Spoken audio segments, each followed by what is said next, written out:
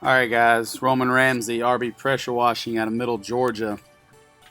So I decided to do just a little bit of this house here. I recorded the entire thing, but I don't think anybody wants to see a 45-minute video of this house.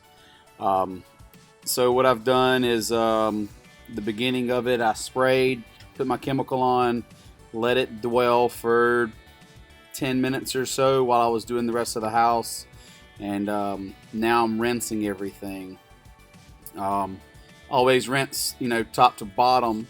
I like to do the foundation last, even though it does get a little bit on the vinyl or on the siding, whatever it may be. That's fine. Can always rinse that later.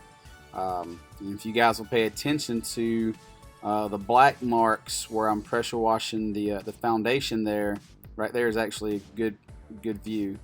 That's from where the algae has eaten into the foundation, and it's really just from the homeowner. He rents the property. He wasn't aware of it, but he's definitely getting everything clean now, getting it taken care of so that he won't have more problems in the future. But definitely get this stuff clean, guys. Can't stress enough.